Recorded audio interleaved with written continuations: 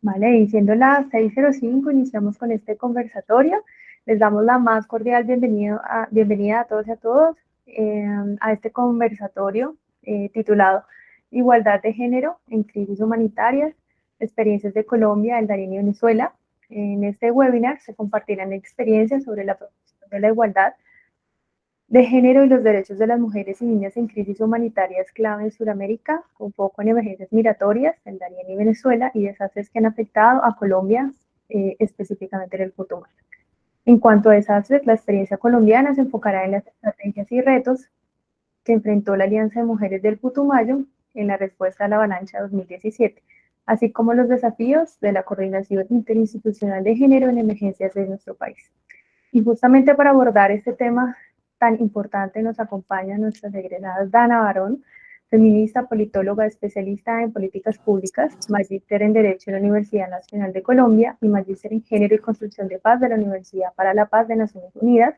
Cuenta con una trayectoria de 20 años promoviendo los derechos de las mujeres y la igualdad de género en entidades públicas y organismos internacionales. Recientemente se desempeñó como asesora de género en respuesta humanitaria a nivel regional en América Latina, en Colombia, Sudán del Sur, Honduras, Ucrania, Venezuela y Mozambique. Nos acompaña también Lina Lozano, antropóloga, magíster en estudios de género de las mujeres, con más de 12 años de experiencia en la promoción de los derechos humanos de las mujeres y la igualdad de género, experta en género, enfoques diferenciales e interseccional, con una sólida experiencia como servidora pública en la cooperación internacional. Actualmente se desempeña como directora de enfoque diferencial de la Secretaría de la Mujer en Bogotá y adicional es docente en la Escuela de Estudios de Género de la Universidad Nacional de Colombia. También nos acompaña Joana Tejada, trabajadora social, especialista en gerencia social y magíster en estudios de género. Cuenta con más de 10 años de experiencia en estrategias de promoción de la igualdad de género y la prevención y mitigación de riesgos de emergencias humanitarias, BG, desarrollo sector público, cadenas productivas de valor. Especializa también en la integración de enfoque de género en políticas y proyectos de agencias de Naciones Unidas en Colombia, Honduras y Panamá. También nos acompaña Nauri Escalona, ONU Mujeres y Venezuela, experta senior en coordinación, acción humanitaria, y BVDG de ONU Mujeres, socióloga con maestría en cooperación internacional y estudios en gerencia de programas y proyectos sociales. Sean todos y todas bienvenidos, agradecemos mucho este espacio que nos han compartido y el micrófono es todo suyo. Bienvenidos. Muchísimas gracias, muy buenas tardes a todos y a todas. Muchísimas gracias a la Universidad Nacional de Colombia, que es nuestra casa desde hace varios años, para varias de nosotras, por haber abierto el espacio para tener este conversatorio sobre género en acción humanitaria. También gracias a todas las colegas que nos acompañan hoy, que están conectadas desde Colombia. Tenemos también colegas desde Venezuela, colegas en Panamá, además de las personas egresadas que tenemos conectadas de la universidad. Entonces, bienvenidas y bienvenidos. Muchísimas gracias también a los colegas por participar en esta conversación. Hoy básicamente, colegas, vamos a compartir tres experiencias. Una es la experiencia de Venezuela. Vamos a tener, como ya lo mencionó, a Nauri Escalona, compartiendo un poco cuáles han sido los esfuerzos que se han llevado a cabo en Venezuela como parte de la respuesta humanitaria, la crisis que enfrentan allá y que, como sabemos, ha impactado también la región, ¿no? También vamos a tener a Joana con la experiencia del Darién, sabemos que estos tres países están muy conectados por varias de las situaciones en medio pues, de esta crisis humanitaria compleja que enfrentan estos dos países y en particular esta zona del Darién. Y quiero también pedirles que nos excusen porque la Alianza Mujeres del Putumayo finalmente no nos pudo acompañar hoy. Entonces queríamos tener una organización de la sociedad civil que contara la experiencia de todo el trabajo que se desarrolló en la respuesta a la avalancha que se vivió en Mocoa, en el Putumayo, en el 2017, pero desafortunadamente ellas no nos pudieron acompañar.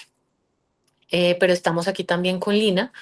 Lina que ha estado desde varias instancias de alto nivel en Colombia como parte de la respuesta interinstitucional a varias de las emergencias desde todo el sector de género, a varias de las emergencias que se han enfrentado en el país y también cuenta con una amplia experiencia en el tema. Entonces, antes de esas tres experiencias vamos a tener una introducción pequeña. Entonces, bueno, eso era un poco lo que les estaba contando. Vamos a tener una introducción, luego estas tres experiencias y luego ya vamos con los temas. ¿Le pueden dar un poquito más de clic para que salgan las otras? Solamente queríamos empezar un poco recordando la importancia de promover la igualdad de género y en particular cuando estamos brindando respuesta, cuando estamos preparándonos, cuando estamos mitigando los riesgos que se presentan en las crisis humanitarias de diferente tipo, ¿no? Entonces, hay algunas crisis humanitarias que se deben a los desastres, como pasó, por ejemplo, en Mocoa, pero que además se intersectan con otras crisis, como aquellas derivadas del conflicto armado, en el caso de Venezuela, una crisis sociopolítica, económica también, que además ha tenido un impacto, ha generado un impacto en términos migratorios. En el Darién también tenemos toda una crisis vinculada a la migración masiva de personas en esta zona en específico. Entonces, en cualquiera que sea los esfuerzos que se estén desarrollando, en cualquiera que sea las fases del ciclo de programación humanitaria, cuando estamos identificando las necesidades humanitarias, cuando estamos en la programación, cuando estamos monitoreando, evaluando, cuando estamos haciéndole seguimiento a la respuesta en cualquiera de este tipo de crisis o en países que además enfrentan crisis complejas, cuando se presentan una o más de estas situaciones que acabamos de mencionar, es clave que promovamos la igualdad de género. Por un lado, porque sabemos que hay desigualdades de género que de manera previa a las emergencias han existido y que además se exacerban en las emergencias. Eso lo vimos con COVID. Toda la desigualdad que había en términos de cuidado, la inequidad que había en términos de cuidado, se profundizó, ¿no? Mucho más carga de trabajo de cuidado para las mujeres, pero además mucha más violencia de género también. Y también porque estas emergencias de manera particular afectan a las mujeres, a los niños, a las niñas, a los hombres, a las personas LGBTIQ+. Entonces es clave que esa respuesta que estemos brindando responda a esas necesidades específicas, pero no solamente que responda a las necesidades, sino que las aborde de una manera con un enfoque transformador. Es decir, que veamos de qué manera esta respuesta puede promover transformaciones.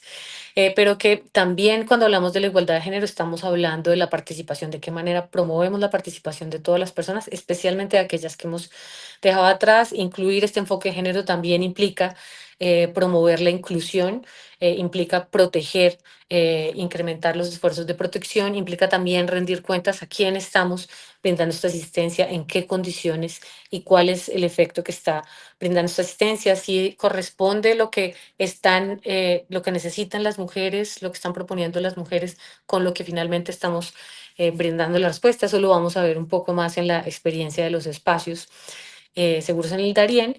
Y es decir, hay múltiples efectos positivos de integrar este enfoque en la respuesta que estamos brindando. Pero no solamente cuando estamos hablando de acción humanitaria, esto también requiere que se conecte con otras áreas, ¿no? Requiere que se conecte con los derechos humanos. Entonces, cuando estamos hablando también de integrar este enfoque de género en la respuesta humanitaria, estamos hablando de los derechos humanos de las mujeres, de las niñas y que estos derechos deben ser protegidos y garantizados, aún en las condiciones más difíciles. También estamos hablando de no dejar a nadie atrás, ¿no? Y aquí no solamente estamos hablando de la interseccionalidad, de cómo se conecta este enfoque con las diferentes necesidades, discriminaciones y múltiples identidades que encontramos en estos contextos de crisis, pero también tiene que ver con, como ya lo había mencionado, bueno, con rendir cuentas y además con em, otra perspectiva que se ha promovido mucho, que tiene que ver con el nexo. Entonces aquí no estamos hablando solamente de acción humanitaria, sino de cómo conectar todos los esfuerzos de respuesta humanitaria con los de desarrollo y construcción de paz. Y de qué manera estamos promoviendo esfuerzos también de localización, de qué manera vinculamos más a las organizaciones de la sociedad civil en la toma de decisiones en la respuesta. Por eso queríamos contar hoy con la Alianza Mujeres del Putumayo, pero pues desafortunadamente no nos pudieron acompañar hoy. Y como ustedes van a ver en la experiencia de Venezuela, por ejemplo, estos esfuerzos de localización y de coordinación en lo humanitario pues han rendido unos frutos muy importantes. Esto como una breve introducción, como para que viéramos de manera general cómo se conecta la igualdad de género con la acción humanitaria para luego ya entrar a ver las experiencias. Hasta acá alguna pregunta, algún comentario.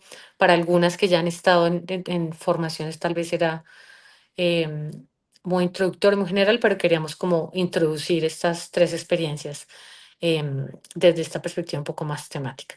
Entonces, bueno, muchísimas gracias. Ahora le quiero dar la palabra a Nauri Escalona, que viene acompañándonos desde ONU Mujeres Venezuela y hace parte también de la coordinación de la Red de Igualdad de Género. Bienvenida, Nauri.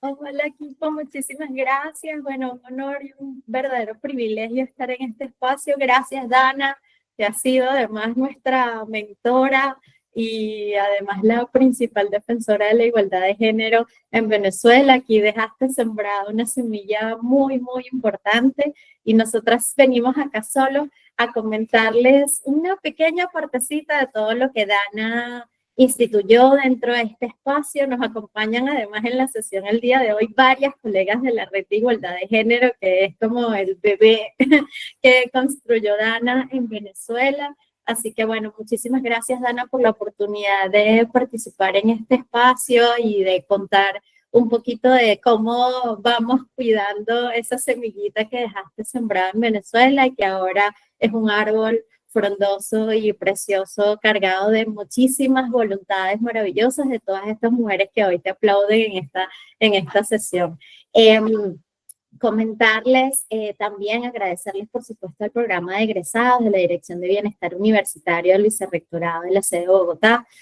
Para nosotras pues estar en este espacio tan importante, liderado por la Universidad Nacional de Colombia, pues es un verdadero privilegio. Por supuesto somos naciones hermanas, así que el trabajo común y colaborativo pues siempre vamos a valorarlo muchísimo. También saludarles de parte de nuestra asesora regional senior de ONU Mujeres para los Asuntos en Venezuela, Miriam Bandes, y de la Secretaría Técnica y de la Coordinación de la Red de Igualdad de Género. Entonces, bueno, agradecida por este espacio, queríamos avanzar en la presentación comentándoles un poquito a grandes rasgos sobre algunos retos muy contextuales, como lo saben. Pues en Venezuela vivimos un contexto de polarización política importante que suma unos retos especiales, especialísimos para el desarrollo de la igualdad de género, sobre todo de las operaciones de las organizaciones lideradas por mujeres que defienden derechos de las mujeres y de las personas LGBTIQ+. Vivimos en un contexto de crisis económica agravada, además y especialmente por las medidas coercitivas unilaterales que se han impuesto y que han tenido un impacto importante a nivel económico. Adicionalmente, en este contexto se han implementado legislaciones restrictivas en materia de la operación de las organizaciones de la sociedad civil y de su acceso a financiamiento y a recursos. Y como es conocido por todas y por todos y por todas en este espacio, pues se ha agudizado las políticas migratorias internacionales restrictivas que criminalizan a la migración, con un especial énfasis en la migración venezolana, ¿no? Dentro de el panorama de necesidades humanitarias, Naciones Unidas ha identificado que existen 7.9 millones de personas en necesidad, de las cuales el 54% de estas personas son mujeres. Una situación digamos, importante que debemos visibilizar tiene que ver, por supuesto, con la crisis migratoria. El grupo de trabajo interagencial de movilidad en el 2025 ha hecho un seguimiento importantísimo de todas las cifras de las personas que han pasado por los puntos de control y de apoyo migratorio en 7 territorios de Venezuela, en 7 estados fronterizos de Venezuela. Y en la siguiente lámina vamos a poder ver un poco las cifras que este grupo de trabajo interagencial nos ha compartido, ¿no? Entre los movimientos migratorios en 2025 se han registrado 29.597 personas en movilidad, de las cuales el 45% están saliendo, pero un fenómeno que se está dando en este momento en Venezuela es que por primera vez los retornos son mayores que las salidas, ¿sí? Entonces, si podemos pasar a la próxima página, lo vamos a poder ver en datos más gruesos. No vamos a entrar en el detalle de todos, pero esta presentación la van a tener ahí. De aquí, lo que queríamos rescatar especialmente es que el fenómeno migratorio en este momento para Venezuela pues tiene un foco importante en el retorno y la reintegración de las personas que además están volviendo a nuestro territorio con unas necesidades especiales, especialísimas y diferenciadas que es importante que podamos abordar.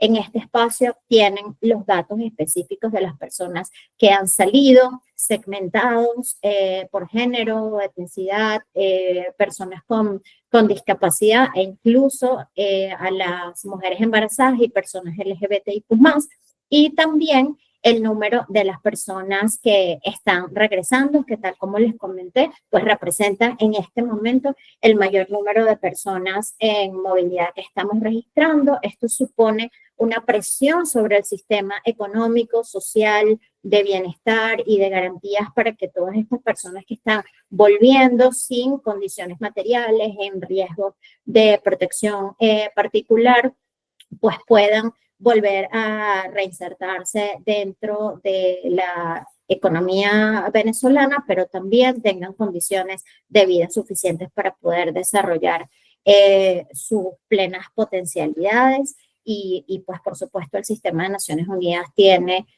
un compromiso y un mandato especial.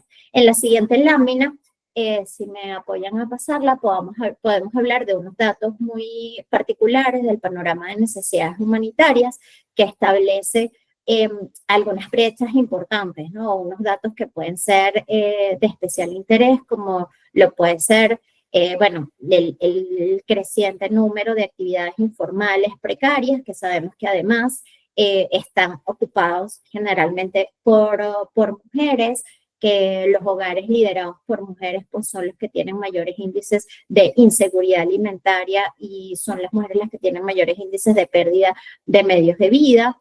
También se ha visto un porcentaje importante en materia de empleos riesgosos, como puede ser, por ejemplo, actividades mineras y, por supuesto, vinculados con el tema de precarización de la situación de vida de las familias, pues se estableció dentro del panorama de necesidades un 40% de la población en inseguridad alimentaria severa o moderada.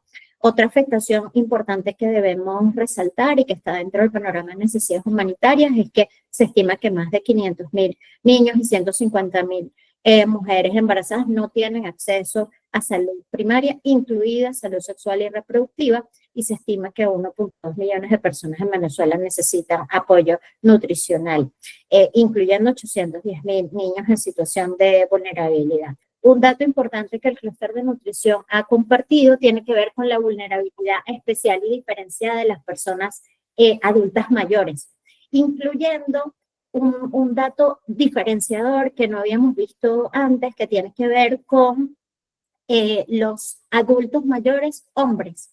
Y ahí el tema de los roles de género nos llamó particularmente la atención porque vimos que las mujeres adultas mayores tenían prácticas de, por ejemplo, gestión de alimentos, etcétera, para poder garantizar alimentos nutritivos, y que en el caso de los hombres no tenían conocimientos sobre prácticas nutricionales y de preparación de alimentos, y eso tenía un impacto directo en sus niveles, sobre todo de baja talla o bajo peso, ¿sí? Entonces, bueno, pensando un poquito en esos enfoques diferenciados, veíamos particularmente en el sector de nutrición este impacto.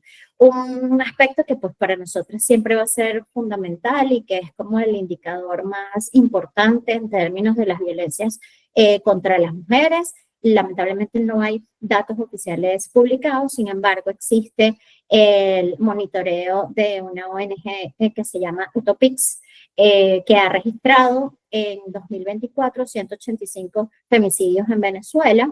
Solo en el primer trimestre del 2025 han ocurrido 34 femicidios. Entonces, digamos, son datos que para nosotras son importantes y reveladores. Ahora bien, dentro del contexto de reducción del financiamiento a nivel general en el mundo y especialmente que afecta a las organizaciones de mujeres y a los temas de igualdad de género, derechos de las mujeres, ONU Mujeres hizo una encuesta global donde participaron 411 organizaciones lideradas por mujeres y que defienden derechos de las mujeres en distintas emergencias a nivel mundial, y se detectó particularmente en Venezuela que el 89% de estas organizaciones declararon haberse visto muy afectadas por las reducciones de la ayuda exterior. El 56% ha tenido que reducir servicios prestados a sus beneficiarios y beneficiarias, y principalmente esta población está conformada por mujeres y niñas y personas LGBTIQ+. El 44% se han visto obligadas a suspender programas, fundamentalmente programas vinculados con salud sexual y reproductiva, violencias basadas en género, medios de vida y seguridad alimentaria y salud en general, salud de las mujeres. Y a nivel mundial, el 47% de las organizaciones lideradas por mujeres o que defienden derechos de las mujeres se estima que cerrarán en 6 meses si persisten los actuales niveles de financiación. En Venezuela especialmente, el 63% considera que su capacidad para mantener las operaciones con los niveles actuales de financiamiento es aún incierta, y han tenido incluso que vender activos como medida de mitigación ante esta situación, lo cual les pone en una posición de especial vulnerabilidad. Ante este contexto, y un poco volviendo a las buenas noticias y a las buenas prácticas y a que hemos podido construir gracias al empuje que Dana como especialista GenCap nos dejó como capacidades construidas en Venezuela, está la Red de Igualdad de Género, que es una instancia de coordinación tripartita donde hacemos vida ONU Mujeres, el Fondo de Poblaciones de Naciones Unidas, las organizaciones lideradas por mujeres que defienden derechos de las mujeres, organizaciones nacionales y organizaciones internacionales, y que tiene una peculiaridad muy particular, ¿no? Y es que tiene una coordinación tripartita. Estamos las agencias de Naciones Unidas, están las voceras de las organizaciones de la sociedad civil, y aquí justamente en la sesión del día de hoy nos acompaña Estiana Colmenares, quien inicia su mandato como vocera de las organizaciones de mujeres justamente el próximo mes, así que nos alegra y nos enorgullece muchísimo que Estiana pueda estar aquí, porque va a ser parte pilar y fundamental del trabajo de incidencia que hacemos en el equipo humanitario país. En este espacio ejercen la vocería las organizaciones de mujeres que representan los intereses y necesidades de las organizaciones que hacen vida en Venezuela, y también tenemos la participación de una organización internacional. Entonces, digamos, ¿a qué se dedica la Red de Igualdad de Género? Bueno, nosotras asesoramos y apoyamos a las organizaciones de todas las áreas, ¿ok? También promovemos la coordinación de manera colaborativa y promovemos la participación y liderazgo. Y trabajamos en 5 áreas fundamentales. Aquí simplemente les queríamos compartir un pequeño resumen de lo que es nuestro plan de trabajo anual. No vamos a entrar en el detalle de cada una de las cositas, pero como ven, hay mucho trabajo por hacer y mucho trabajo bello que hemos hecho, pero básicamente nuestras líneas de trabajo son vinculadas a la coordinación y al liderazgo, al apoyo y asesoría técnica, justamente tenemos como un doble rol, ¿no? Tenemos un rol humanitario y también tenemos un rol en desarrollo. Entonces tenemos unas características muy especiales y que también tributan al triple nexo. También otro de los componentes es el de incidencia e intercambio de información, donde tenemos unas potencialidades maravillosas. Aquí les compartimos también el enlace para que puedan conectarse y ver nuestro micrositio, donde hay productos de información y mayor información que pueden ir como curioseando sobre lo que construimos. con las organizaciones de mujeres y con todas las agencias, fondos y programas del sistema de Naciones Unidas y que lideran estas organizaciones también. Y tenemos también dentro de nuestro plan de trabajo un foco muy importante en desarrollo de capacidades. Justamente el día de ayer iniciamos un programa formativo para todas las organizaciones de la sociedad civil que hacen vía la respuesta humanitaria, liderado por las puntos focales de agencias, fondos y programas, que tributa a cómo fortalecemos la igualdad de género en todos y cada uno de los sectores desde el mandato de las agencias de Naciones Unidas. Y un punto súper importante que tiene que ver con la agenda de localización y rendición de cuentas, y es que justamente nuestro trabajo no solo se queda a nivel central de la coordinación, sino que cae en cascada a los distintos niveles. Tenemos puntos focales en clústeres, tenemos puntos focales en grupos de trabajo, tenemos puntos focales en los foros locales de coordinación, que son las instancias de coordinación más locales, y las puntos focales son las organizaciones que hacen vida en estos espacios. Entonces, en la siguiente lámina vamos a poder ver algunas de las estrategias que hemos podido desarrollar. Una de ellas, y es importante que podamos tenerlo presente, tiene que ver con articularnos con la política pública existente, ¿no? En Venezuela se dio la gran misión Venezuela Mujer, que tiene distintos vértices que tributan al bienestar social de las mujeres. Uno de los trabajos que hemos hecho es poder hacer el arqueo de cómo las agencias, fondos y programas tributan a través de los distintos proyectos a los distintos vértices para potenciar la articulación con la institucionalidad. También, como Red de Igualdad de Género, tenemos un plan de trabajo, que es el que acaban de ver. Tenemos una hoja de ruta del equipo humanitario país para contribuir a los avances al más alto nivel. De manera colaborativa con los puntos focales hacemos un análisis de género que tributa a orientar a la programación humanitaria. Generamos productos de información que, bueno, ahí les dejamos también el enlace para que puedan ver nuestro micrositio. Y estos productos de información son liderados por las organizaciones de mujeres. Justamente acabamos de sacar uno para el 8M, por ejemplo, sobre mujeres afro, que lideró la organización Tinta Violeta, con contribuciones de distintas organizaciones y agencias que forman parte de los espacios. Tenemos nuestro plan de capacitación, que anualmente construimos de manera colaborativa. Tenemos listas de chequeo para garantizar lineamientos claros para la transversalización del enfoque de género en distintos sectores, en educación, en seguridad alimentaria y medios de vida, en nutrición, etcétera, ¿no? También apoyamos en todo lo que tiene que ver con movilización de recursos, no solo porque hacemos incidencia en donantes, sino porque socializamos con todas las organizaciones que forman parte de la Red de Igualdad de Género aquellas convocatorias que surgen para que puedan optar por distintas fuentes de financiamiento, pero además a lo interno del sistema hacemos una incidencia muy clara y directa dentro de, por ejemplo, instancias de financiamiento como lo puede ser el CERF o el Fondo Humanitario de Venezuela. ¿Para qué? Para que se priorice al financiamiento de organizaciones lideradas por mujeres y que defiendan derechos de las mujeres y personas LGBTIQ+. Y se prioricen sectores y temáticas donde hemos visto que existen brechas y barreras diferenciadas. También un nuevo aporte que se ha podido ver es la incorporación de un donante, en este caso es Alemania, que forma parte como miembro pleno de la Red de Igualdad de Género y que nos ayuda muchísimo a poder hacer incidencia al más alto nivel con el grupo de donantes humanitarios. Por supuesto que, bueno, todo esto son múltiples estrategias que se van articulando constantemente, pero bueno, también tenemos unos retos y en la siguiente lámina los vamos a ver.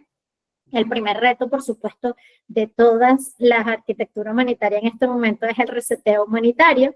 Y para poder como mitigar estos retos, también está, bueno, hemos hecho muchísima incidencia en el apego al mandato de ONU Mujeres particularmente como entidad con mandato en la coordinación de la red de igualdad de género, en las políticas de igualdad y empoderamiento de las mujeres del IASC y incidencia en todos los niveles para que este reseteo humanitario no invisibilice los aportes y la importancia de trabajar en la igualdad de género. Tenemos otro reto importante que es el cierre del financiamiento y para eso generamos productos de información, nos reunimos con donantes, hacemos la encuesta que les acabamos de compartir sus resultados y por supuesto que promovemos consorcios. Otro reto es la inclusión de la igualdad de género en fuentes de financiamiento. Y eso lo mitigamos a través de la participación en la formulación de la estrategia del CERF, en el Let's Know, en el HRP, en el Fondo Humanitario, así como el relacionamiento con donantes. Un reto que hemos visto también tiene que ver con la disponibilidad de personal especializado en igualdad de género y para eso fortalecemos las capacidades y también incorporamos dentro de la revisión de los proyectos, por ejemplo, del plan de respuesta, un criterio que invite a las organizaciones a incorporar dentro de sus presupuestos a personal especializado y actividades que en la 345W incorporamos ya 2 indicadores de género que nos permiten monitorear la respuesta para no invisibilizar lo que hacen todas las organizaciones. También, bueno, un punto importantísimo para nosotros es promover la participación en los espacios de toma de decisiones y para eso están las voceras de las organizaciones de mujeres en el equipo humanitario país. Tenemos participación de mujeres en el grupo Intercluster y por supuesto en los distintos foros que se realizan para el levantamiento de necesidades humanitarias. Hay un punto importante que es la ausencia de datos y para eso pues utilizamos fuentes secundarias o información que levantemos especialmente de la mano con las organizaciones de acción humanitaria. También sabemos que, bueno, ahí se adolece de segmentación de datos y para eso hacemos un trabajo de incidencia importante en el grupo de trabajo de monitoreo e información. Y para cerrar, para tributar a los enfoques diferenciados, pues formamos a socias y a puntos focales de Naciones Unidas. Así que, bueno, esa es la experiencia que desde la Red de Igualdad de Género tenemos para compartir y estamos súper felices de poder estar en este espacio para visibilizar el trabajo que hacemos articuladamente con las organizaciones de mujeres en Venezuela. Gracias. No, muchísimas gracias a ti, Nauri, y al trabajo que han hecho todas en el país. No crean que la creación de la Red de Igualdad de Género ha sido en realidad un proceso colectivo que se ha desarrollado. Nosotras como GenCap solo dimos como un empujoncito al inicio, ya es un proceso que anda solo y fortalecido. Esta es una de las experiencias que queríamos traer hoy para que veamos cómo crear este tipo de espacios de coordinación es útil justamente para darle fuerza a esta agenda en la respuesta humanitaria y cómo estos esfuerzos se pueden llevar a cabo en los países para justamente mejorar la calidad de la respuesta y la manera en que se garantizan los derechos de las personas en las emergencias. Entonces, muchas gracias, Nauri, pero además porque a veces vemos mucho la migración de Venezuela y el impacto en los otros países, pero no lo que está pasando dentro de Venezuela y los esfuerzos que se están llevando a cabo adentro, ¿no? Entonces, muchísimas gracias, Nauri, por estar aquí y a todas las colegas también de Venezuela. Un saludo. Ahora, la siguiente experiencia que vamos a compartir es también la experiencia del Darién que está conectada y que es también una experiencia puntual de qué podemos hacer en este tipo de contextos. Entonces, bienvenida, Joana. Hola, Dana, hola a todas y todos quienes están conectados. Muchas gracias. Mi nombre es Joana Tejada. Yo soy consultora en estudios de género y acción humanitaria. No te vemos. ¿Tú tienes activada la cámara? Sí, pero ¿me escuchan? Sí. Ok. Bueno, si me escuchan. A ver, déjame ver. Sí, hay. ¿Qué sería? Era esto. Ahí ya. ¿Listo? Gracias. Gracias. Bueno, muchas gracias.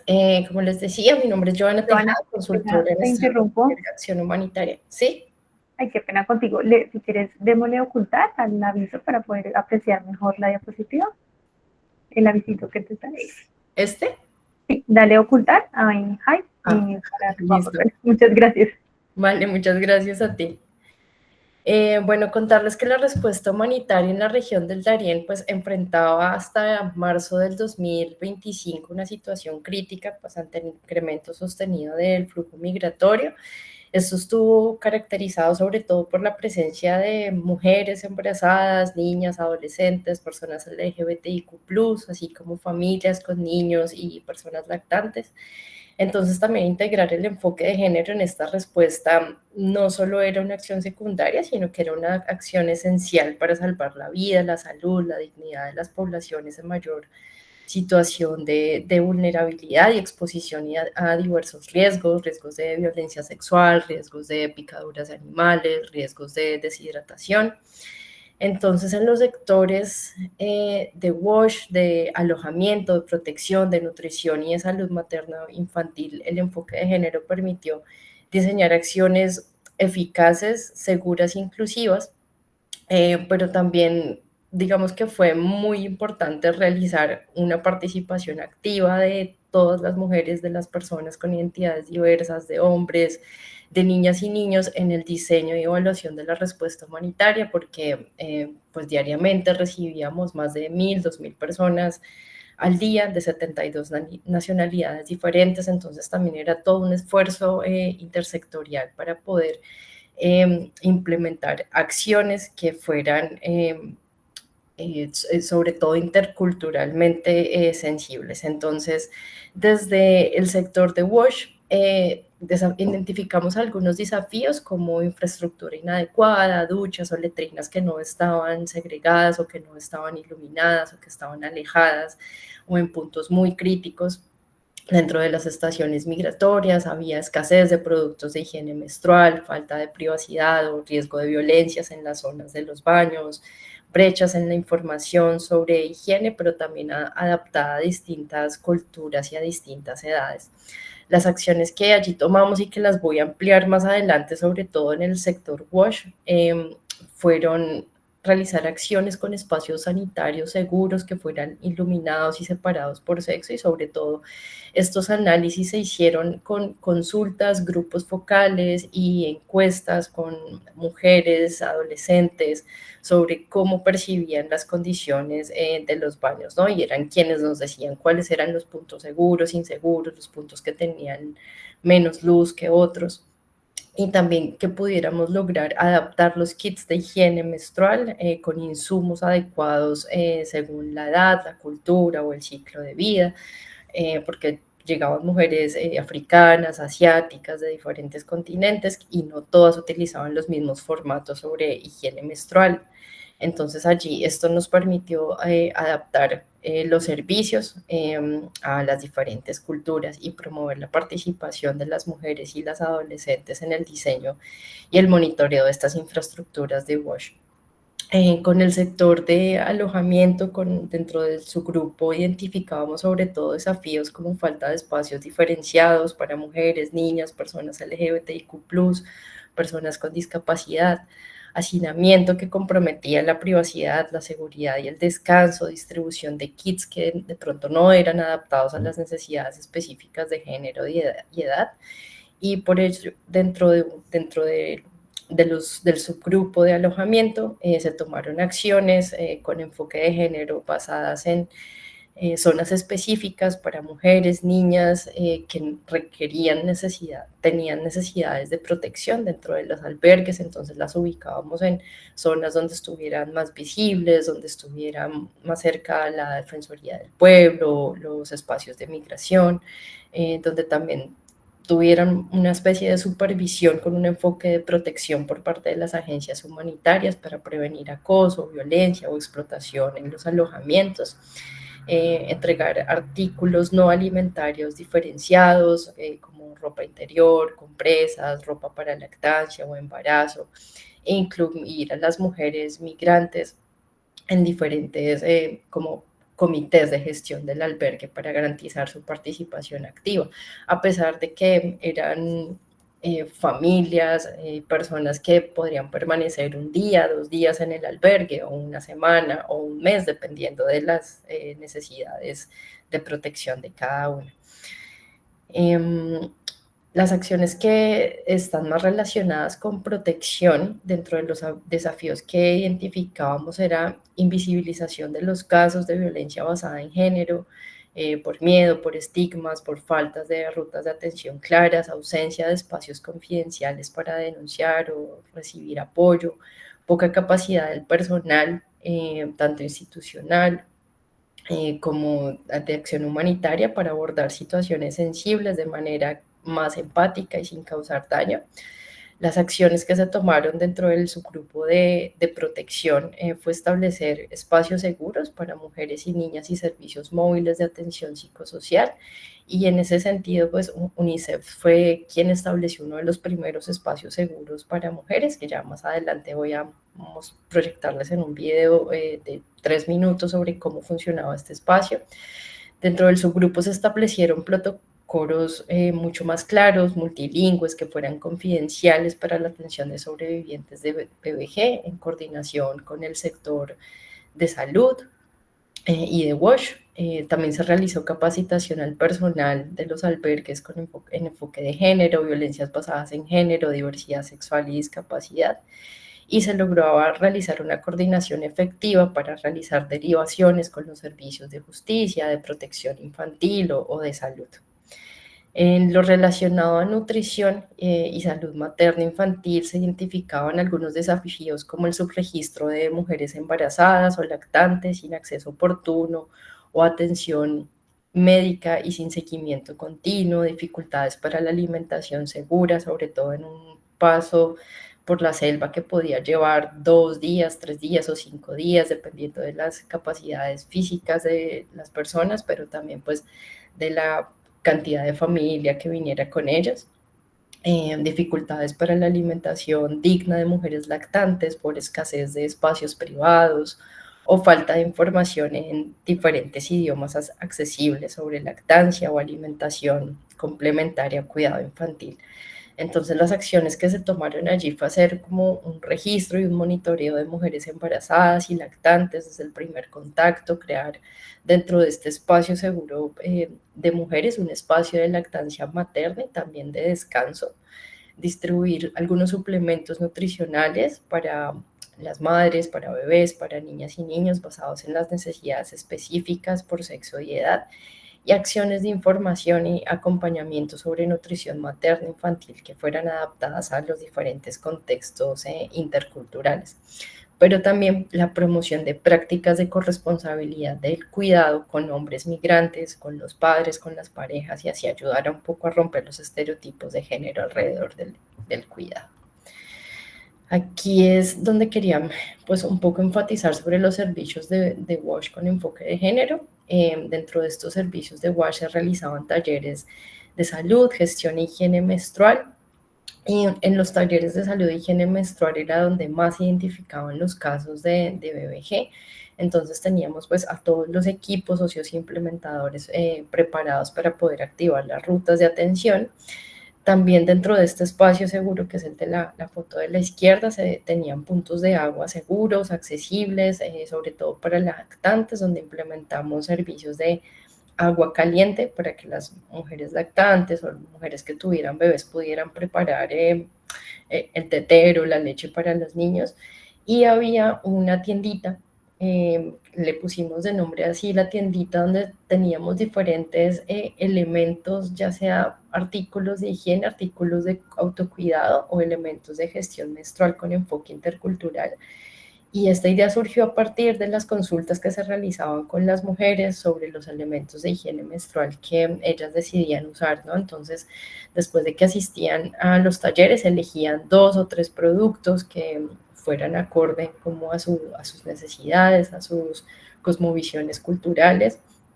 Y como había también tanta demanda de kits dentro de las estaciones migratorias, a veces lo que ellas decían que no iban a utilizar o que no les servía, lo dejaban en esta tiendita, y otras familias migrantes que venían cruzando la selva lo podían como tomar. Entonces también era como una manera de hacer como un circuito de los kits y de los servicios y de los materiales que realmente sí funcionan para ellas, como lo que no funcionaba para que se pudiera hacer una distribución segura.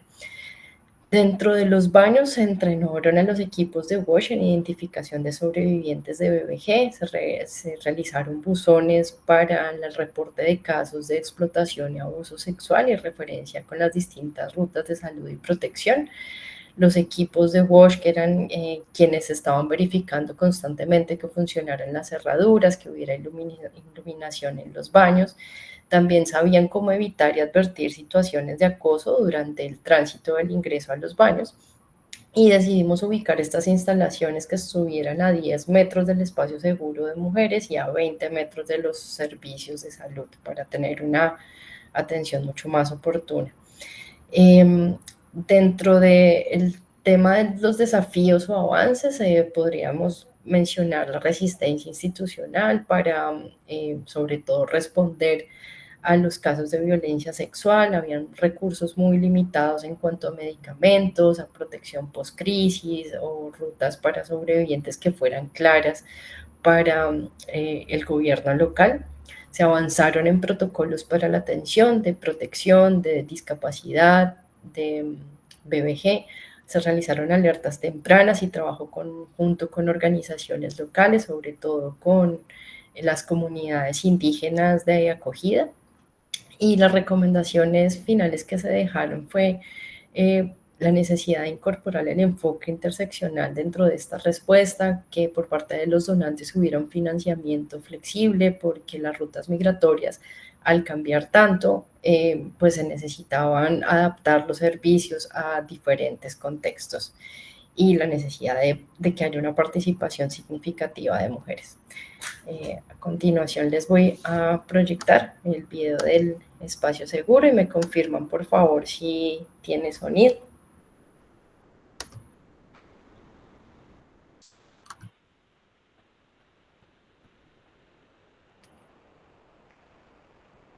No se escucha. Yo no lo escucho. ¿Ustedes lo escuchan? No, no se escucha. No.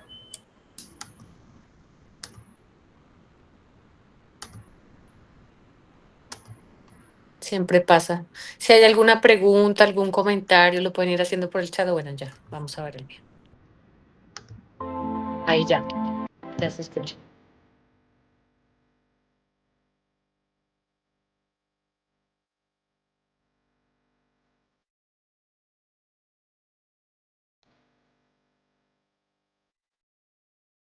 Yo salí de Ecuador el domingo a la 1 de la mañana con mis 2 hijas menores. El trayecto fueron de 4 días y medio.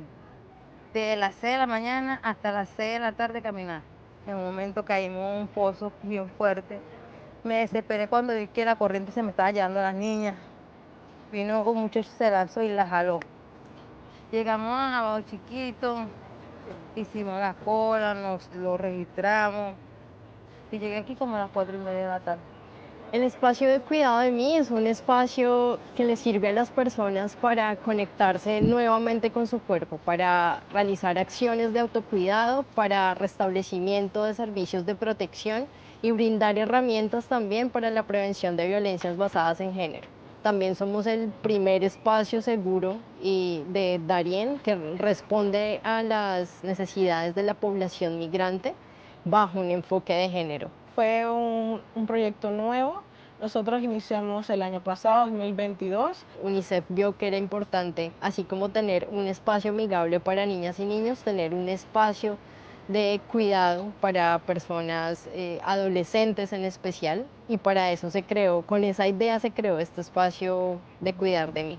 Es un espacio donde ellas pueden venir, descansar y como bien dicen ellas mismas, volver a ser personas. Aquí drené bastante, o sea, como soltar. ¿Sabes que algunos tienen como un momento que tienen que soltar para seguir avanzando? Cuando solté esas lágrimas, ya me suelto, voy para adelante. La chica me habló de autoestima, de la mujer, o sea, que uno puede estar como está, pero no tiene que sentirse bella. Nos dieron el espacio de que se puede uno secar, peinar, maquillar. Ellas reciben talleres. Los talleres son breves, de no más de 7, 10 minutos. Las cartas es un taller que nosotros tenemos para las mujeres y las adolescentes, pero también participan hombres y adolescentes masculinos. Es un mensaje a larga distancia y a largo plazo entre ellas. Leer la carta es como devolverte lo que tú viviste, porque ella está contando lo que vivió, lo que yo viví. Y con ella, con sus palabras, sí, yo me vi, o sea, me conecté, me reflejé en ese papel. Por todo lo que ella vivió y lo que yo viví, hay una conexión. La conexión es una de las cosas más importantes del ser humano. Este espacio se vuelve un espacio de tejido de saberes y de encuentro de historias y de palabras unas con las otras. Aquí no importan las banderas, no importan las fronteras entre ellas, a veces ni siquiera importa el idioma. Al terminar, cerramos con unas palabras. Les invitamos al taller de autocuidado donde ellas pueden hacerse las uñas, el cabello, arreglarse, maquillarse. Podemos proveerles de kits básicos de limpieza, de higiene básica. Y ella me ha sentido bien, me va a peinar mi hija ahorita, aquí, que la hace su trenza. Me ha tratado bien. Pero este es un espacio también para reconocer toda esa potencia que deja una experiencia migratoria a través de la selva del Darién. Ay, me dio ganas de llorar al principio porque me volví a la selva. Se me fue, o sea, me aguaron los ojos en ese momento porque fue una experiencia fea. Porque me sentí perdida en esa montaña. En un momento ella me lloraba, la otra también me lloraba, yo me veía, Dios mío, ¿en qué momento yo metí a mis hijas en esto? O sea, no lo vuelvo a hacer. Y si me toca pasar por la selva, no vuelvo a pasar por ahí. Finalmente, las personas nos dejan ver que la belleza es una catapulta para restablecer nuevamente la dignidad, ¿no? Ya, yo me siento ya otra vez, ya, para seguir avanzando.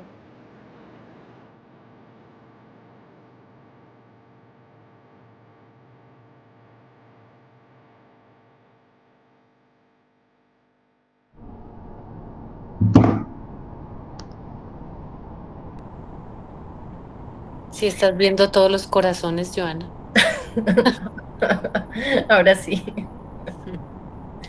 Bueno, y pues para cerrar, yo considero que integrar el enfoque de género, sobre todo en esta respuesta humanitaria que fue en el Darién, que ya lo hablo como pasado, porque todo eso que ustedes vieron en el video, pues ya no está.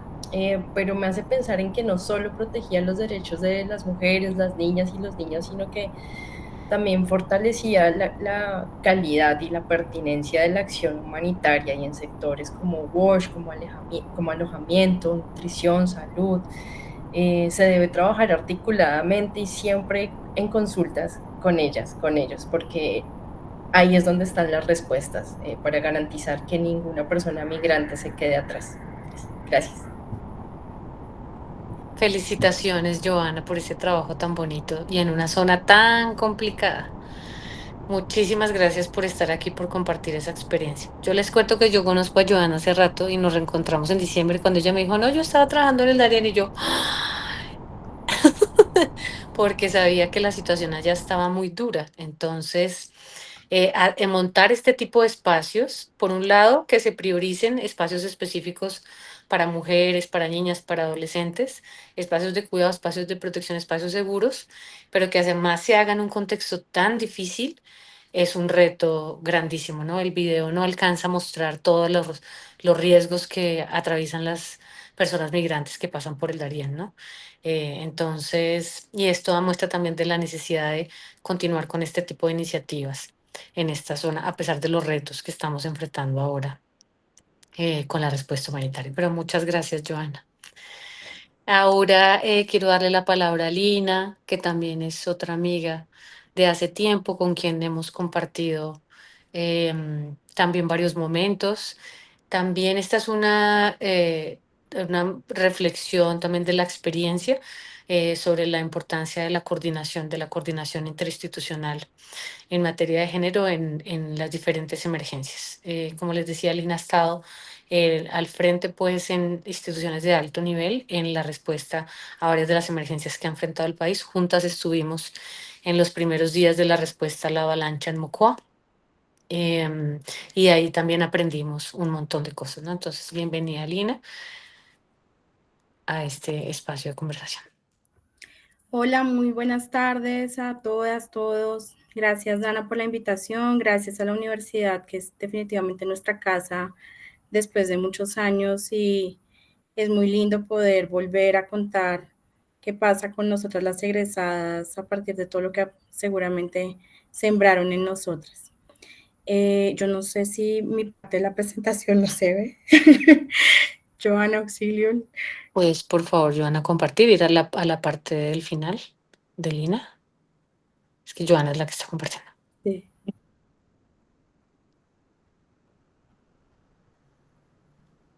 Si nos escuchas, Joana.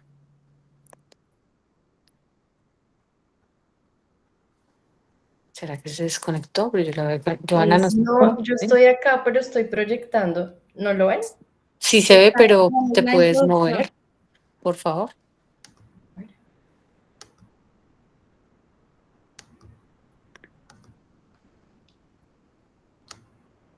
Ahí ya se ve la presentación. No se Ahí. mueve. No se mueve. ¿Qué será? Pero bueno, si hay algún comentario, alguna pregunta hasta ahora, pueden utilizar el chat. Y ahorita abrimos también, si quieren, el micrófono. Si tienen alguna pregunta, algún comentario que quieran compartir.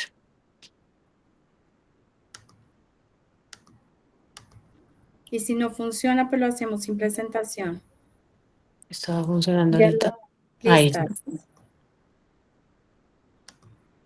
Vale, no, como les estaba diciendo antes, Dana, nosotras tuvimos pues la posibilidad de acompañar los días posteriores a la avalancha que hubo en Mocoa, Putumayo en 2017. Puede que para la gente en Colombia haga más sentido qué fue lo que sucedió, digamos, en esta fecha. Sin embargo, rápidamente, para hacerles un contexto de la situación, lo que hubo fue una creciente muy grande en 3 de los ríos, digamos, que se crecieron, y hubo una avalancha importante que destruyó al menos 17 barrios de la capital del departamento de Putumayo, que está hacia el sur del país. Y en este contexto hubo, gracias Joana, hubo al menos 314 personas muertas de manera oficial, 62% de ellas mujeres, 332 personas heridas, 106 personas desaparecidas. Y es bastante llamativo que además las personas que viven en Mocoa insisten en que además estos registros oficiales de pronto mantienen un subregistro respecto de lo que efectivamente sucedió allí. Entonces, ahí, digamos, está una de las barreras, y creo que Nauri lo contaba al principio, y es como esta necesidad de tener información, pero sobre todo que la información también corresponda o responda a las expectativas de la sociedad civil y de las comunidades, de modo que sientan que efectivamente están representadas en esa información que se produce al atender las emergencias. Entonces, nosotras tuvimos la oportunidad de llegar como en la respuesta muy temprana de la emergencia, y encontramos ahí como dificultades no solamente en la respuesta institucional, sino además en cómo se coordinaban los diferentes actores que estaban haciendo presencia en Mocoa para atenderlo. Ahí es importante tener en cuenta además pues que cuando hay una situación de emergencia, la emergencia no solamente es el primer momento en que las personas requieren como una atención inmediata, sino que además atender efectivamente una emergencia y que haya una respuesta institucional efectiva, pues lleva mucho tiempo. Y hoy en día aún las personas en Putumayo están a la espera de que haya una reparación efectiva y y que respondan nuevamente como a las expectativas que tenían de ser reubicadas, de tener además espacios dignos de reubicación, y esto desafortunadamente no ha sucedido aún. Me parece importante pues, recordar que de nuevo que la respuesta institucional no solamente implica coordinar una asistencia humanitaria inicial, sino también esas medidas de estabilización que se requieren en el mediano y largo plazo, y que muchas de estas respuestas además se dan por barreras de coordinación entre la nación y el territorio, y por dificultades también presupuestales. En un país en el que hay tantas emergencias, tantas cosas sucediendo simultáneamente, muchas veces estos terminan convirtiéndose como en digamos, tragedias de un día, desastres que terminan perdiéndose en el marco de una gran cantidad de emergencias, y creo que por eso también parte de esa gestión de lo comunitario y de la necesidad de que sea la sociedad civil la que impulse, que no se queden en el olvido estas situaciones, es fundamental.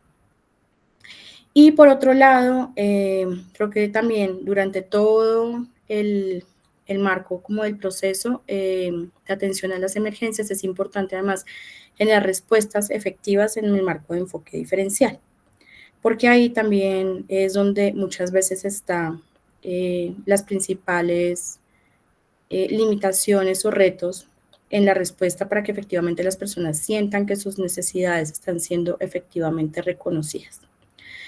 Entonces, si quieres, vamos a la siguiente. Yo lo que me propuse como con este ratito es hacer un pequeñísimo recuento de algunas reflexiones que creo que encontramos fundamentales y que además se conectan mucho con lo que mis colegas ya presentaron. Y una de ellas tiene que ver con en la respuesta a emergencias también, que pensamos que es lo que quien cuida o quien protege o quien debe responder a las situaciones de emergencia. Una cosa que es muy particular del caso colombiano es que generalmente la primera respuesta que se da de parte del ejército. Esto es una cosa que es muy particular porque en los estándares internacionales precisamente el llamado es a que las instituciones militares no sean quienes estén involucradas en la primera respuesta. Sin embargo, en Colombia también por la dinámica de, en algunos contextos, el despliegue que puede hacer el ejército y los militares pues es muy efectivo. Hay que reconocer que hacen rápidamente estructuras y demás. Sin embargo, una de las limitaciones que veíamos en este proceso era que precisamente no se hacían preguntas sobre el enfoque de género. Entonces era muy difícil que pudieran responder aquello que no se preguntaba. Al estar los albergues y mucha de la respuesta gestionada por el ejército o por lugares donde no se estaban haciendo preguntas que permitieran efectivamente incorporar los diagnósticos sobre el enfoque de género, pues lo que se generaba es que la respuesta fuera precisamente homogénea para todas las personas que estaban ahí y que no se asumieran esas necesidades diferenciales de las que habló, por ejemplo, Joana, sobre lo que necesitan los niños, las niñas y en particular, además, las mujeres. También tuvimos muchas dificultades en la respuesta específicamente a personas LGBTIQ+, en la respuesta, por ejemplo, por lo mismo, porque no se entendía cuáles eran sus necesidades específicas en el proceso. De modo que la incorporación del enfoque de género en la respuesta sin duda tiene que ver con el tipo de preguntas que nos permite hacer y cómo los actores que deben dar respuesta efectivamente incorporan esas preguntas en sus diagnósticos para poder atender las emergencias y las necesidades de las personas. Lo mismo pasaba en los escenarios de coordinación. Entonces, una cosa es el nivel en el que se atiende directamente, donde si estas preguntas no se hacen, pues difícilmente se respondan, pero si además en los espacios donde se conversa o se toman las decisiones de coordinación más amplia, también son espacios que están coordinados principalmente por hombres. Entonces, en Colombia se establecen los puntos de mando unificados cuando hay emergencias que son estos puntos donde, digamos, se asegura que haya espacios de coordinación entre todos los actores que están haciendo presencia para responder a la emergencia. Sin embargo, lo que veíamos es que quienes están principalmente en estos escenarios, pues son hombres que se preocupan por las cosas que generalmente a los hombres identifican como unas dificultades. Y cómo en estos escenarios muchas veces se reproducen las mismas relaciones de poder que hay pues en general. Creo que Dana lo decía al principio de la intervención, y es que pues las mismas desigualdades de género que existen en la cotidianidad se profundizan o se reproducen en las situaciones de emergencia. Y en los escenarios de coordinación no son la excepción. Y creo que esto aplica no solamente para los espacios institucionales, sino para también al interior muchas veces de los escenarios de coordinación en la cooperación internacional, etcétera, etcétera, incluso en los comunitarios.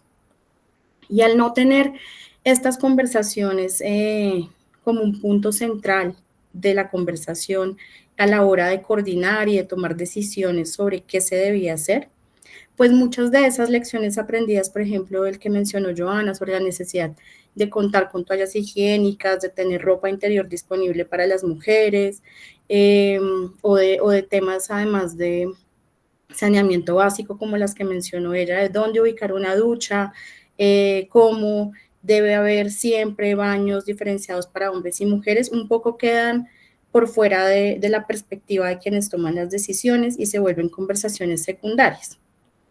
Y eso lo que hace es que, fíjense que yo les estoy hablando de una experiencia de 2017 que se conecta con los mismos aprendizajes o lecciones aprendidas que mencionaba Joana, de una experiencia mucho más reciente. Entonces terminamos quienes trabajamos en los temas de género teniendo que ir a echarnos los mismos carretos una y otra vez, y casi que nos volvemos pues las canzonas del asunto, porque somos las que estamos tratando de poner esas conversaciones que no necesariamente están en esos espacios de coordinación. Por otro lado, y pues yo me uno con Dana, que lamentamos mucho que la Alianza de Tejedoras no haya podido participar aquí, porque en esta experiencia contar con la alianza fue fundamental. Entonces, más allá de la respuesta institucional o incluso de la que podía dar las agencias de Naciones Unidas, tener a mujeres que estuvieran trabajando en la respuesta comunitaria y en la base fue fundamental, porque ellas eran las que podían servirnos también de apoyo para saber efectivamente qué era lo que estaba pasando y cuáles eran esas necesidades que de pronto incluso nosotras tampoco estábamos pudiendo ver. Sobre todo eran también quienes podían llegar con conocimiento de base sobre el territorio, sobre lo que estaba sucediendo ahí, de mejor manera. Nosotras podemos tener todas las buenas intenciones, pero lo más importante ahí es que una base comunitaria es de alguna manera la que deja una capacidad instalada también en el territorio. Y una cosa que nos llamaba particularmente la atención es que en otras situaciones de emergencia y como buenas prácticas internacionales, empoderar a las comunidades para que también gestionen parte de la respuesta a una emergencia es fundamental.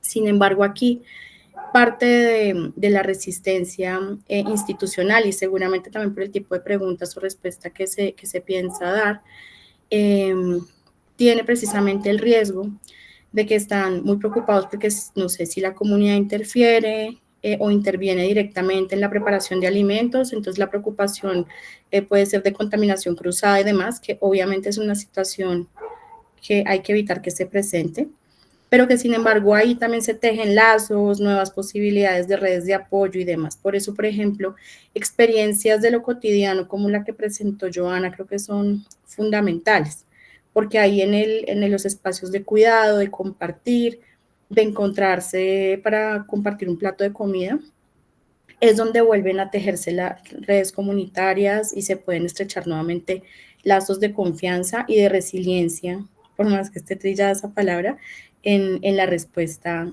humanitaria. Creo que un tema que también es muy importante y que quería traer como a la conversación y más casi como una provocación, tiene que ver con también las buenas intenciones de quienes acuden a las emergencias. Entonces, por ejemplo, en Mocoa veíamos a muchísimas personas que llegaban como voluntarias, redes de psicólogas, de psicólogos, trabajadoras y trabajadores sociales que querían participar de la emergencia porque en todo lado salía que las personas la estaban pasando muy mal. Sin embargo, al llegar de una manera desconectada y de pronto por fuera del contexto, estaban generando dos situaciones. Una, estaban generando mayor tensión dentro del propio territorio al no haber, por ejemplo, agua potable ni lugares donde quedarse en el municipio precisamente por la emergencia. Y eso terminaba poniéndolos de alguna manera casi que a competir con los recursos que estaban disponibles para las comunidades. Y por otro lado, enfrentarse a la posibilidad de estar generando en realidad acciones con daño. Entonces veíamos, por ejemplo, psicólogos que querían atender a personas que estaban siendo pues las víctimas de este desastre y luego, pues precisamente porque o sus recursos eran insuficientes para quedarse más tiempo o porque la misma dinámica de la emergencia no lo permitía, pues iban, hablaban, por ejemplo, o hacían una atención inicial con una persona que podía además estar buscando un ser querido, una persona que se le había desaparecido, alguien que había perdido todo, pero que no podían generar además redes ni procesos, porque al día siguiente ya se les había perdido la persona o ya no ubicaban nuevamente a la persona con la que habían conversado. Y eso lo que generaba en realidad, más allá de la buena intención, era acciones con daño que terminaban de nuevo generando mayores riesgos para quienes estaban en la población. Entonces, creo que de nuevo ahí un poco el llamado es a regresar a esas redes comunitarias y cómo más bien empoderar a las propias comunidades puede ser una respuesta mucho más efectiva en la atención en este tipo de situaciones.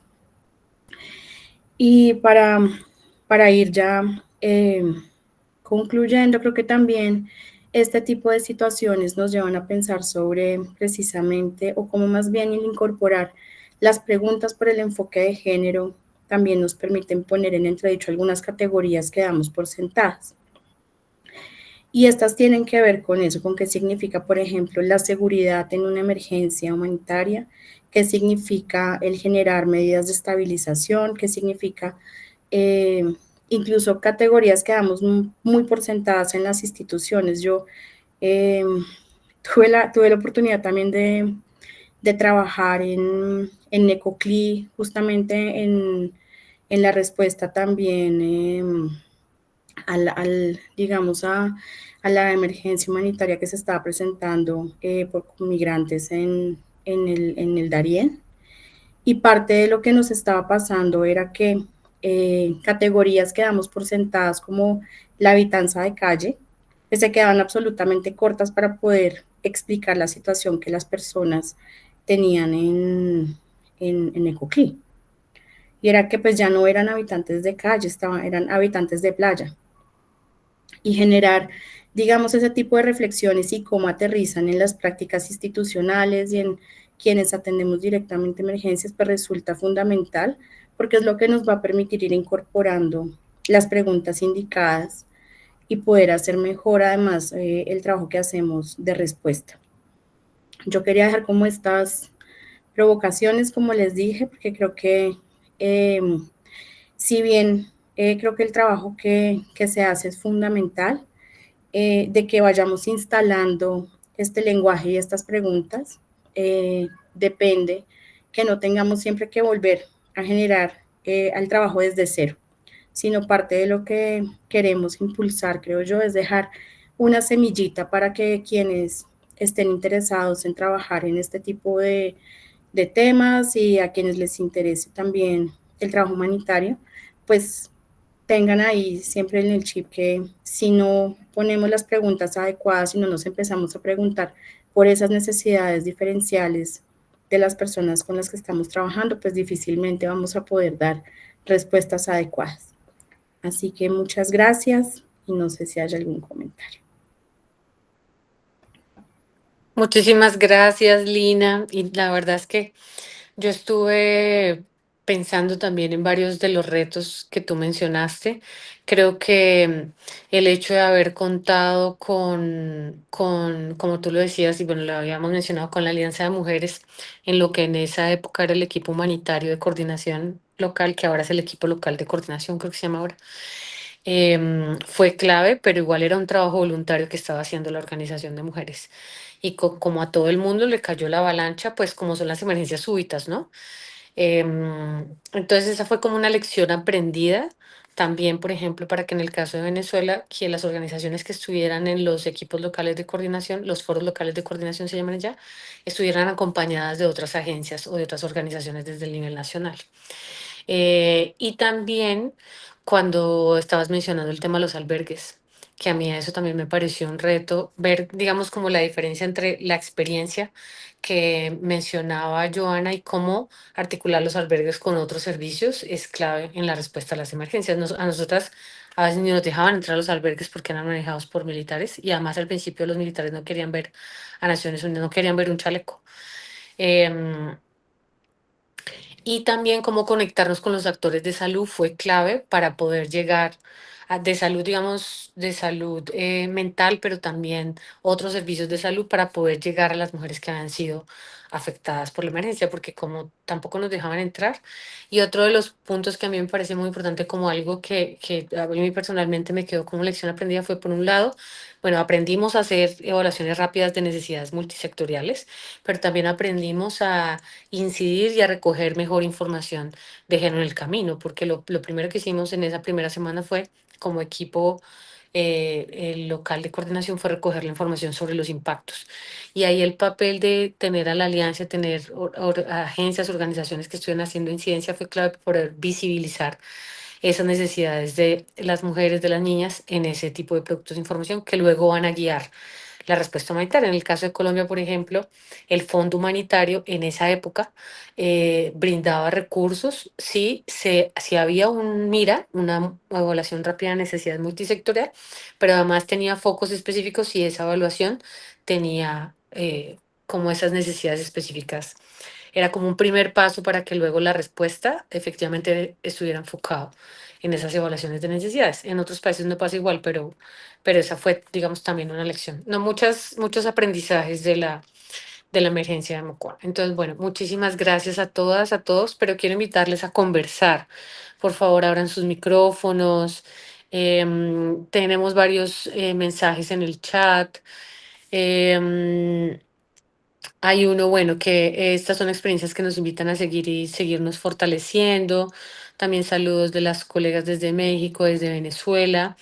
También que asumimos, bueno, como todo este apoyo de las mujeres nos puede también fortalecer, pero quiero invitarlas a abrir el micrófono. ¿Quién se anima a conversar, a preguntar o a compartir sus propias, digamos, experiencias locales que hayan experimentado?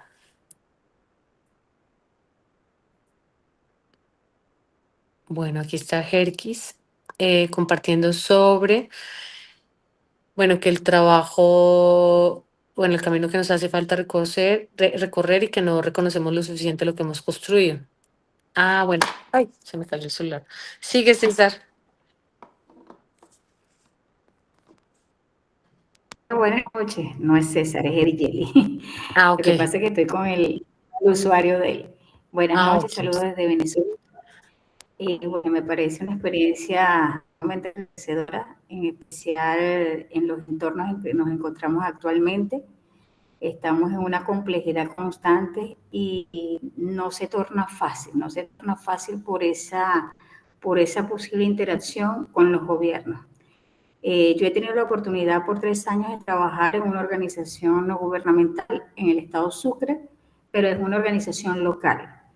Y hemos tenido que trabajar, de hecho, a veces no, hemos tenido que quitarnos hasta las camisas de la organización para poder llevar a cabo esa acción de acompañamiento, porque no tenemos el apoyo gubernamental y eso ha sido bastante complejo. ¿Okay? Entonces, yo la felicito porque conozco muchas venezolanas y muchos venezolanos que se fueron por el Darién y no fue fácil porque he escuchado sus experiencias y de verdad que no es fácil y trabajar en esos entornos, eso implica también poder desarrollar ustedes mismas esos procesos de autocuidado, porque es llenarse de toda esa energía que se está desarrollando en esos espacios. Así que yo los felicito y que continúen con esas actividades. Gracias, saludos. Muchas gracias.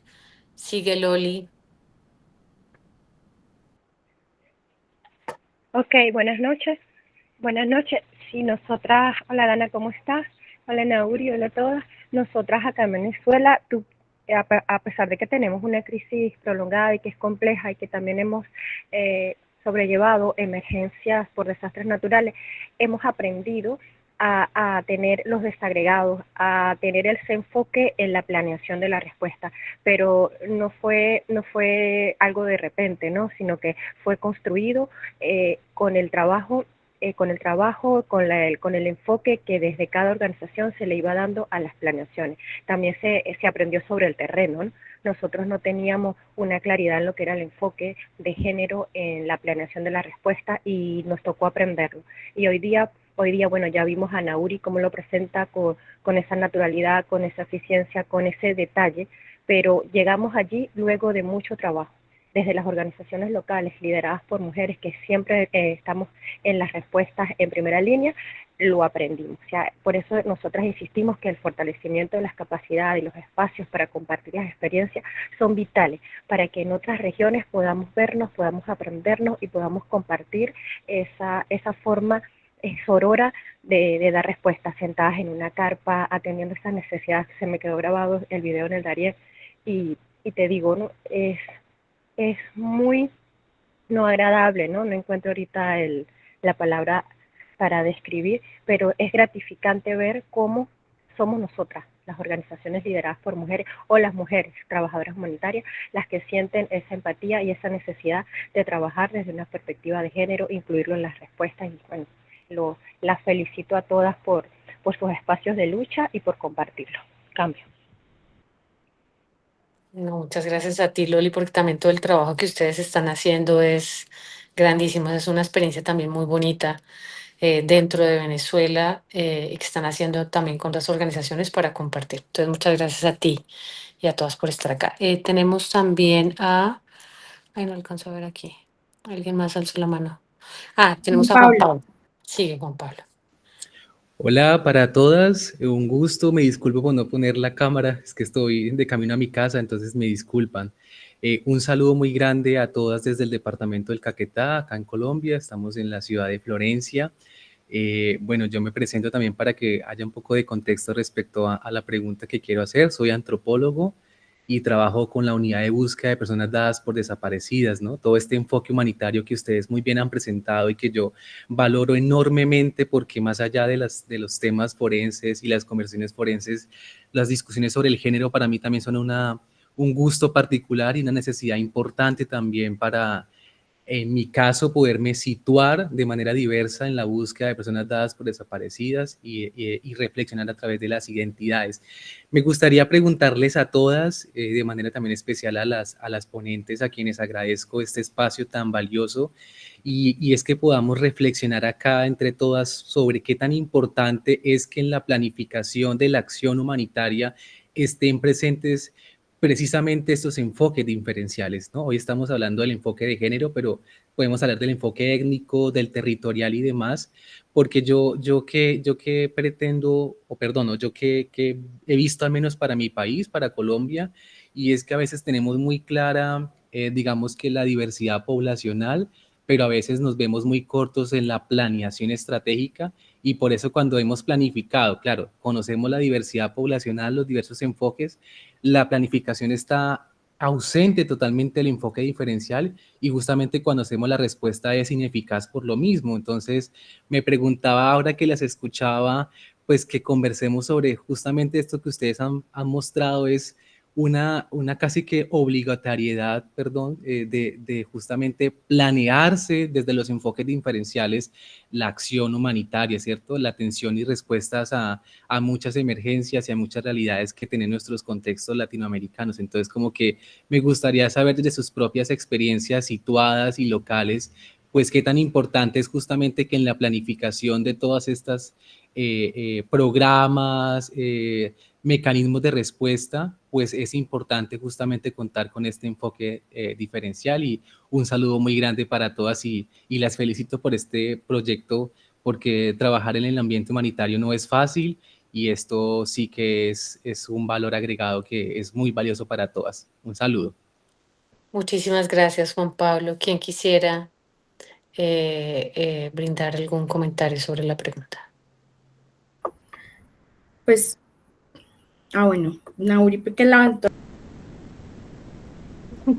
Bueno, Juan Pablo, muchísimas gracias por tu pregunta, por estar aquí en este espacio, pero sobre todo por tu valiosísimo trabajo, que sabemos que además requiere a nivel profesional, técnico, pero sobre todo personal.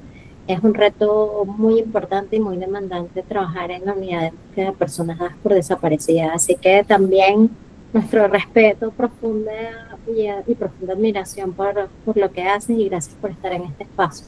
Bueno, creo que la importancia es sentida por todas, seguramente en este espacio. Sabemos que además el enfoque interseccional es un reto en la respuesta, pero especialmente en la planificación, como tú muy bien lo indicas. Creo que de ahí la importancia de dar acompañamiento a lo largo de todo el ciclo de la programación humanitaria, ¿no? Y de las respuestas rápidas también. En la medida en que acompañemos todo el ciclo, incluido los procesos de, digamos, lecciones aprendidas, rendición de cuentas a las poblaciones especialmente vulnerables, en esa medida también nos permitirá avanzar en las siguientes etapas, incorporando y escuchando las voces de las poblaciones afectadas con enfoque interseccional. Parece mentira, pero muchísimas de las respuestas no tienen ni siquiera segmentación en sus cuestionarios. No identifican datos que para nosotros son fundamentales, el poder planificar, prever o incluso trabajar en recuperación temprana, mucho menos en responder eficientemente a esas necesidades diferenciadas. Entonces creo que es importante que veamos como un ciclo también de aprendizaje, ¿no? O sea, poder tener el tiempo de reflexionar sobre esas emergencias que ya han ocurrido y sobre las cuales hemos respondido con las herramientas que se disponían en ese momento, pero que nos tomemos el tiempo de reflexionar sobre ellas y aprender de ellas, pero además garantizar que se incorporen esas lecciones aprendidas en los siguientes ciclos y en las siguientes respuestas. Y para ello, al menos en Venezuela, uno de los retos más importantes es la rotación de personal que estamos viendo tanto en acción humanitaria como incluso en la institucionalidad, en las funciones claves para la respuesta, porque muchas veces los grandes esfuerzos de aprendizaje que se han logrado hacer, incluso los acuerdos en enfoques, se pierden cuando las personas rotan de funciones o ya no están en las instituciones. Entonces, particularmente en nuestro contexto, es un reto importante y por eso hacemos grandísimos esfuerzos para incidir y tener activos constantemente planes de formación, generar mecanismos como por ejemplo las listas de chequeo para respuestas rápidas que hicimos en el grupo de trabajo en el GTPRE, Grupo de Trabajo de Prevención y Respuesta a Emergencias Rápidas.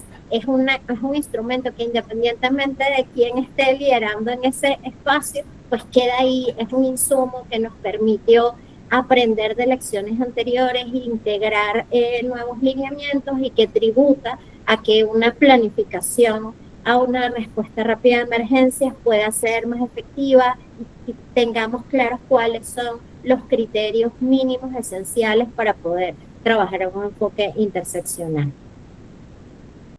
Muchas gracias, Naulina. ¿Quieres seguir? Sí, yo creo que a la respuesta de Nauri lo único que añadiría es Digamos que el enfoque de género es fundamental y en general los enfoques diferenciales e interseccional desde el principio, porque muchas veces se piensa como que son procesos en los que montamos el esqueleto y luego como si fuera, le echamos las gotas diferenciales y de género y va tomando forma. Y ahí es donde empiezan a aparecer esos Frankenstein que en realidad no termina siendo tan claro dónde queda el enfoque.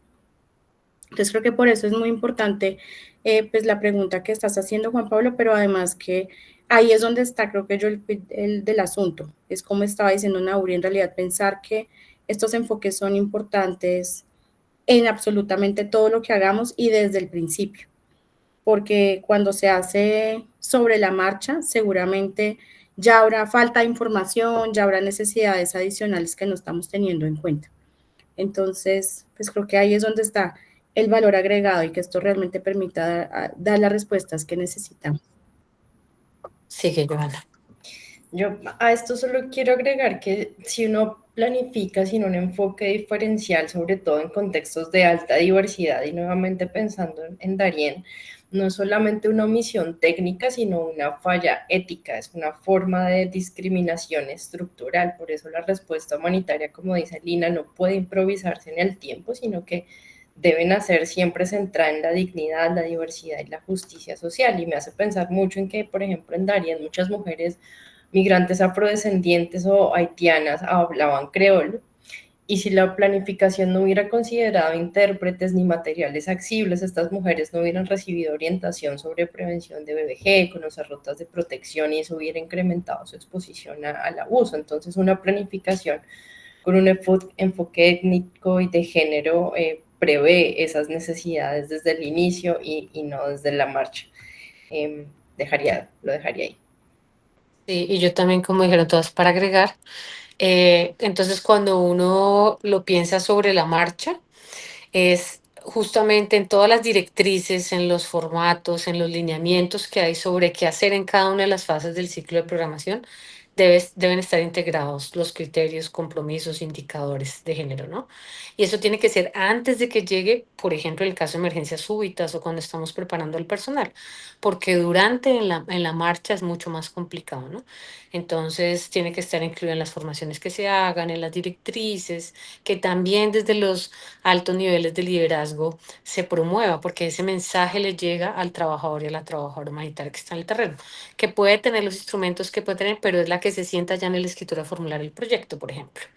Y que es el proyecto que luego, además, esa directriz debe venir también desde los donantes, ¿no? Que también haya un compromiso desde los donantes para que ese componente esté integrado en el proyecto, porque también pasa con donantes que unos lo promueven mucho, como por ejemplo países como Canadá, que en un tiempo lo estuvo promoviendo mucho, y otros países que no, ¿no? Entonces también hay que complementarlo con esto. ¿Quién más? Brigitte sigue. Hola, les saludo desde Ecuador. Felicitarles por el trabajo que hacen. Justamente de lo que ustedes un poco explicaron, yo estaba identificando, ¿no? Cómo en el quehacer profesional de nuestra organización humanitaria ponemos este tema del enfoque de género. Un poco comentarles como buena práctica. Nosotros trabajamos con adolescentes no acompañados, no acompañadas, sobre todo de Venezuela y de Colombia, que llegan acá al Ecuador sin nadie. Pero la mayoría, entre mujeres y hombres, la mayoría son mujeres.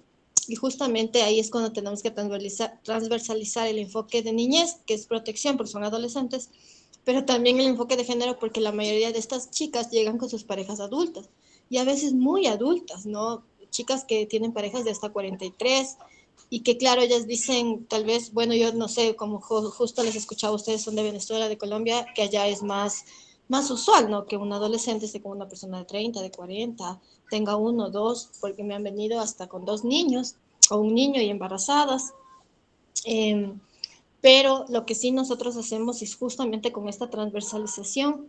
Nosotros les atendemos a través de modalidades alternativas de cuidado, es decir, que nosotros evitamos, o sea, que nuestro proyecto tiene que evitar que ellas lleguen a una medida judicial o acogimiento institucional, porque justamente ellas han venido con esta idea, ¿no? De ser independientes, de vivir de forma autónoma, y nos enfocamos más en las modalidades alternativas de las Naciones Unidas, porque somos socios de ACNUR, del Alto Comisionado para Naciones Unidas.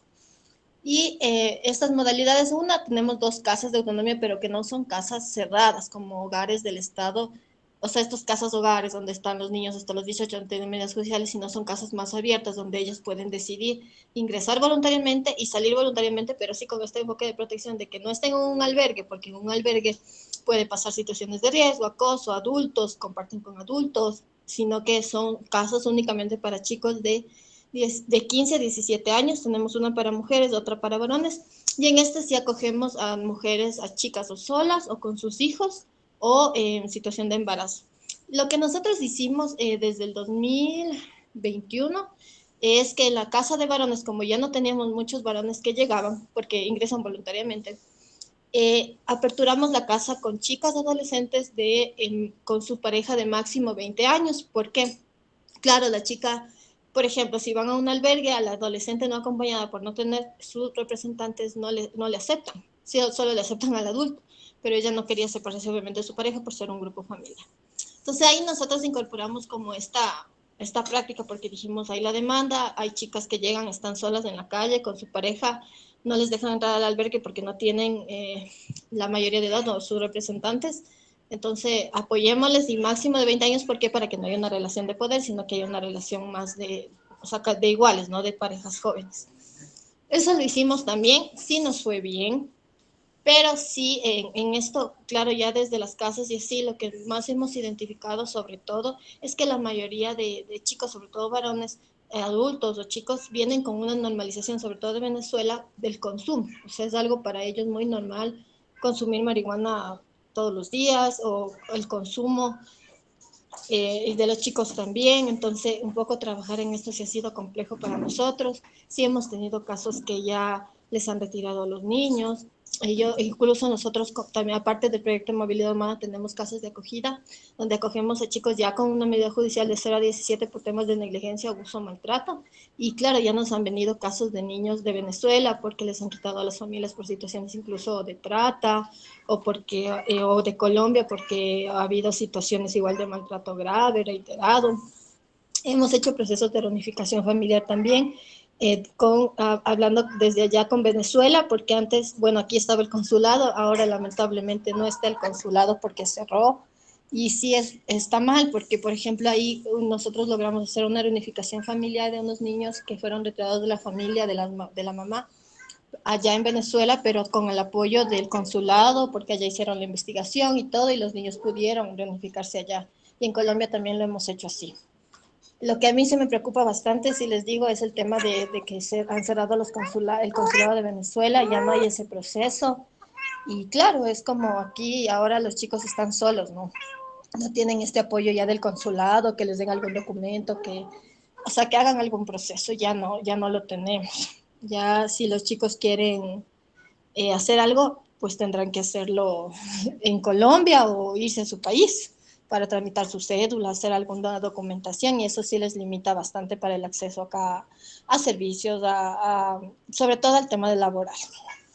Eso es lo que yo les puedo compartir. Lo que sí voy a incorporar bastante, me gustó lo que ustedes indicaron, que todo es con enfoque de género, sobre todo justo estamos nosotros implementando también este tema de nutrición, de cuidado, de tener un enfoque diferenciado con las adolescentes mujeres madres, porque es muy diferente una adolescente sola a una adolescente madre, ya hablando desde la interseccionalidad, ¿no? Eso es lo que les puedo compartir. Igual, muchas gracias por escuchar y gracias por invitarme a este espacio. Ha sido bastante bueno y enriquecedor escuchar desde su expertise y desde su enfoque también cómo lo hacen allá en Venezuela y también en el Darién. Justo yo tuve unas chicas también no acompañadas, solas, que después me decían, ya estoy aquí en el Darién con mis hijos, me estoy yendo a Estados Unidos. Y claro, nosotros así súper preocupados, ¿cómo te fuiste con tus hijos? Pero es una decisión de ellas también. Y qué bueno que al menos ahora sé que en el Darién sí hubo, o sea, hay estos proyectos que les apoyan y que tienen todo este enfoque de género, y en algo digo, bueno, seguramente las chicas que pasaron por el Darién les encontraron a ustedes. Eso, gracias y bueno, que estén bien. A ti, Brigitte, muchísimas gracias por compartir la experiencia desde Ecuador. La verdad es que sí nos quedamos cortas en todo el trabajo que hacen en los albergues, en los sitios de acogida, para las personas migrantes y todos los retos que ustedes se enfrentan para justamente vincular este enfoque de género con el enfoque interseccional, ¿no? Cómo identificar esas necesidades, esas diferentes necesidades y capacidades y poder responder en espacios que también son complejos como los albergues. No sé si alguna quiere hacer algún comentario a la experiencia de Brigitte o sigan ahora. Ya para Sí, cerrar. bueno, Brigitte, muchísimas gracias por lo que haces por las adolescentes y los adolescentes no acompañados de nuestro país. Solo dos pequeñas precisiones que me gustaría hacer, un poco en esto de desmitificar la migración de Venezuela, porque siempre es importante hacer ese descuento. Y bueno, ahí coincido con el comentario de nuestra colega Florizada que hace en el chat que bueno, no es normal ni usual el consumo de estupefacientes en nuestra población. O sea, entender que es una población también en una situación de vulnerabilidad, pero esa situación no es digamos, lo regular y lo masivo en nuestra población juvenil, ¿no? Entendemos que además hay unas vulnerabilidades particulares en la población que está en situación de movilidad. Entonces, ese primer comentario un poco de desnaturalizar el consumo de estupefacientes creo que podría ser de interés. Y también un comentario más en términos de enfoque de desigualdad de poder. Una adolescente está en desigualdad de poder con una pareja adulta, así sea la brecha de edad más pequeña, ¿no? Evidentemente, si estamos hablando de una persona de 40 años o estamos hablando de una persona de 20, la desigualdad de poder existe. Y al menos en la legislación venezolana, pues el caso, digamos, sigue siendo desigualdad de poder y sigue siendo uso por ser una menor. Es distinto cuando existe de pronto una relación entre dos adolescentes, pero cuando ya estamos hablando, y seguramente Johanna que tiene mucha más experticia en términos de niñas y adolescentes, por haber trabajado en UNICEF, pues podrá profundizar aún más este enfoque, pero sí importante que tengamos presente que la desigualdad de poder existe y por supuesto que es un reto gigantesco poder abordarlo, ¿no? Pero solo quería hacer como ese par de precisiones. Johanna o Lina, ¿quieren agregar algo, algún comentario? ¿No? Vale. Bueno, muchísimas gracias a todos, a todas, especialmente a la Universidad Nacional de Colombia por habernos abierto este espacio. También, como lo pudiste ver, ampliamos la invitación a otras redes de colegas que sabemos que están en la primera línea de la respuesta en varios de los países en los que hemos trabajado. Muchísimas gracias a las colegas, amigas del alma, Johanna, Lina, Nauri, por haber estado acá. También un saludo grandísimo a las colegas de Venezuela y muchas gracias nuevamente a la universidad por haber abierto ese espacio. Cuéntanos, porfa, si la grabación va a estar disponible para que también podamos compartir la presentación Claro que sí, con Ana, nuestras está redes. en YouTube. Yo mañana, Súper. creo que ya se carga, apenas se termine la conferencia. Agradecerles a ustedes por este espacio. La verdad creo que fue muy enriquecedor, generado de muchos conocimientos, aprendizajes, y yo creo que ahorita ya nos cambió un poco el mindset de cómo, digamos, tenemos nuestra visión hacia el migrante. De verdad, muchísimas gracias. Bienvenida siempre a la Universidad Nacional, que es su casa, al programa de egresados, y esperamos que puedan continuar participando en todas nuestras convocatorias. Y bueno, que tengan una excelente noche. Claro que sí, ya les comparto apenas esté el enlace en YouTube. Muchas gracias, chao. Un abrazo para todas, para todos. Gracias, chao. Un abrazo grande, Dana. Hasta luego, un abrazo. Gracias. Un abrazo para todas, cuídense mucho. Chao.